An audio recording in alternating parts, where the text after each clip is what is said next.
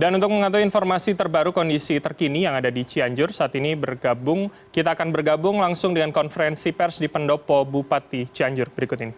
Rekan-rekan media, ini kami akan telusuri apakah yang sudah dimakamkan oleh keluarga ini ada tambahan atau tidak. Kami belum bisa memastikan yang dimakamkan oleh keluarga ini sudah masuk ke yang 271 atau belum. Karena bisa saja miss-nya begitu jenazahnya sudah ada kemudian dimakamkan tanpa dilaporkan ke puskesmas atau rumah sakit. Jadi 271 ini yang sudah terkonfirmasi lewat puskesmas dan rumah sakit di seluruh Kabupaten Cianjur. Gitu ya. Kami mohon waktu. Besok pagi kami akan kumpulkan seluruh kepala desa, mendata kembali yang sudah dimakamkan ini apakah sudah dilaporkan yang by name by address itu. Nah yang 271 sudah ada by name by address-nya. Dan kalau rekan-rekan media ingin mengakses silakan setelah setelah konferensi pers ini bisa bertanya ke pusat krisis Kementerian Kesehatan yang tempatnya di seberang sana itu. Kemudian korban luka, rekan-rekan media sekalian, ini bertambah menjadi 2.043 orang. Warga mengungsi menjadi 61.908 orang. Kemudian material, kerugian itu kerugian personil tadi ya, jiwa dan personil. Kerugian material, rumah rusak 56.320 rumah. Rumah rusak itu terdiri dari rumah rusak berat 22.241 rumah. Rumah rusak sedang 11.641 rumah. Rumah rusak ringan 22.090 rumah. Tentu saja ini akan terus diverifikasi. Untuk rumah-rumah ini didata dari mulai RT, RW, Kepala Desa, Babinsa, Babin Kamtipmas, sampai dengan Kepala OPD. Ya, Kepala OPD ini juga sudah diperintahkan oleh Bapak Bupati, sudah dibagi untuk ikut melaksanakan pendataan, khususnya pada rumah-rumah warga yang rusak. Karena ini kalau segera bisa cepat, ini segera bisa kita perbaiki. Di samping itu juga mengerahkan dari perguruan tinggi. Sementara yang sudah akan membantu adalah Universitas Surya Kancana dan Universitas Putra Indonesia. Dan di samping perangkat daerah juga dari tim dari Kementerian PUPR ini juga sudah turun melaksanakan pendataan terhadap rumah warga yang rusak. Di samping rumah-rumah ada infrastruktur juga yang rusak. Sekolah ada 31 sekolah, tempat ibadah ada 124 unit, fasilitas kesehatan ada 3, dan gedung atau perkantoran ada 13. Kecamatan yang terdampak bertambah daripada kemarin sore. Sekarang ada 15 kecamatan ya. Cianjur, Karangtengah, Warung Kondang, Cilaku, Gekbrong, Cugenang, Cibeber, Sukaluyu, Sukaresmi, Pacet, Bojong Picung, Cikalong Kulon, Mande, Cipanas, dan Haurwangi. Kegiatan hari ini ya. Tadi pencarian dan evakuasi sudah saya sampaikan, mengerahkan 6.000 orang, sudah ada hasil, dan ini dilaksanakan secara terus-menerus. Meskipun tadi hujan, tetapi tim tanpa kena lelah tetap melanjutkan pencarian. Kami mohon dukungan dan doanya mudah-mudahan 40 orang yang masih belum ditemukan ini bisa segera ditemukan. Kemudian pendistribusian logistik, ya rekan-rekan media, tempat pengungsian ada di 14 titik. Itu tempat pengungsian utama. di mana di sana akan disiapkan sedemikian rupa sehingga setiap hari ini bisa progresnya semakin baik. Baik tempat menginapnya, tenda-tendanya, dapur umum, MCK, dan sanitasi lainnya. Kemudian untuk yang masih tinggal di tenda-tenda darurat di sekitar rumahnya yang rusak, kami tadi sudah rapat koordinasi hari ini pagi-pagi, mereka akan dibujuk, akan dihimbau untuk bergeser ke tempat-tempat pengungsian utama yang sudah disiapkan. Tetapi paling kalau tidak, kami juga akan tetap membantu menyiapkan tenda-tenda yang lebih baik. Nah, untuk pendistribusian logistik supaya tertib, ya, jadi ada 2 gudang. Yang pertama gudang BBBD dan yang kedua gudang wanita.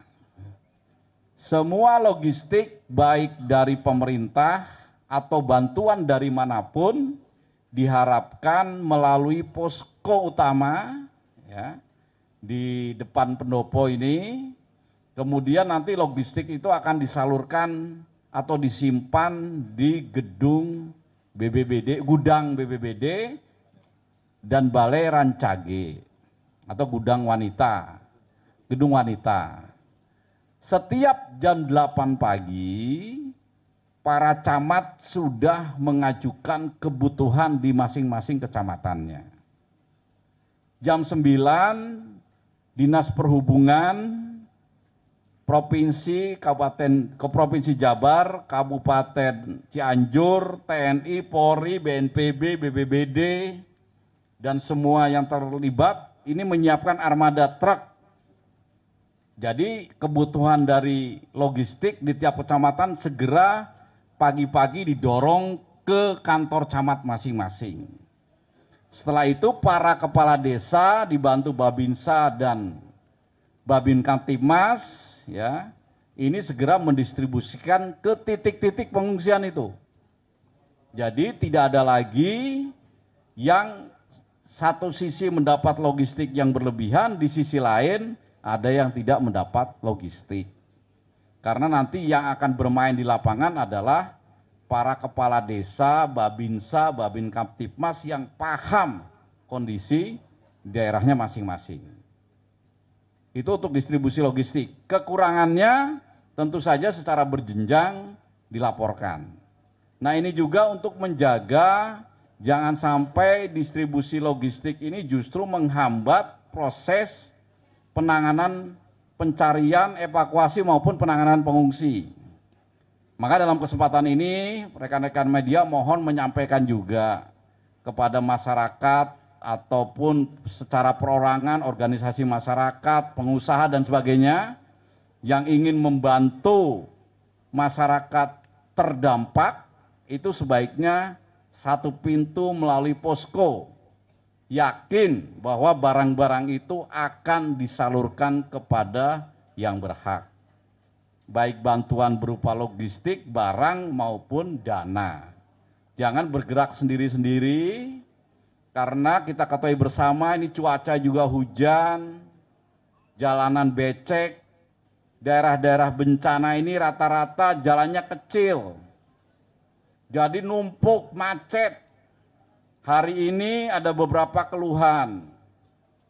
Pasukan evakuasi yang ribuan itu tidak bisa bergerak leluasa karena terhambat saat akan menuju sasaran. Banyak juga masyarakat di luar masyarakat terdampak yang datang dari luar kota, dari luar daerah yang terdampak, masuk seolah-olah bencana ini menjadi tontonan. Nah, ini juga dihimbau rekan-rekan media sampaikan. Jangan sampai kegiatan-kegiatan itu mengganggu proses penanganan masyarakat terdampak. Tadi kami sudah koordinasi dengan unsur Polres, unsur TNI, ini akan ditertibkan, dibersihkan. Sejak awal saya sampaikan ini, mohon rekan-rekan media juga sampaikan, bukan untuk menghambat akses, tapi ini demi kepentingan kita semua, terutama bagi masyarakat pengungsi. Ada laporan di suatu daerah, beberapa daerah ada kesulitan air di atas. Padahal kita tahu di bawah ini tangki-tangki air banyak. Ya, PMI aja sudah mengirimkan pagi-pagi 15 tangki. Kami juga BPBD mengirimkan. Air PDAM juga sudah jalan. Tetapi masih ada kekurangan air karena ya nggak bisa naik ke sana karena banyak masyarakat ini. Pak Bupati juga tadi sudah kami lapori. Nah, mohon nanti dari media juga menyampaikan. Kemudian relawan. Malam ini sudah ada relawan di samping unsur-unsur pemerintah, TNI Polri ya, aparat, relawan juga sudah masuk ke Kabupaten Cianjur supaya kegiatannya betul-betul terkendali dan sistematis ya. Malam ini juga akan kami kumpulkan cukup banyak. Ada 193 organisasi relawan yang siap bantu. Jumlah personilnya yang sudah terdata saat ini ada 2.904 relawan.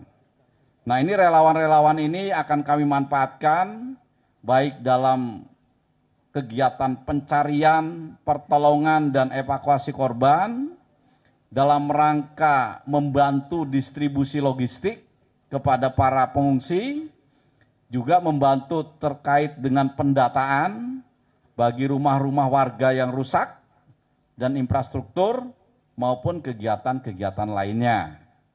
Nah, relawan ini semuanya dikoordinasikan oleh Satgas Penanganan Gempa Bumi di Cianjur. Kebetulan sesuai undang-undang adalah BNPB menjadi tugas dan unsur pemegang komandonya. Saya rasa itu rekan-rekan media sekalian yang ingin saya sampaikan kesempatan ini. Beberapa rekan media juga banyak yang WA ke saya. Ada di antaranya yang menanyakan dari jumlah 271 yang meninggal itu anak-anak berapa. Nah, jumlah pastinya by name-nya itu nanti silakan tanya ke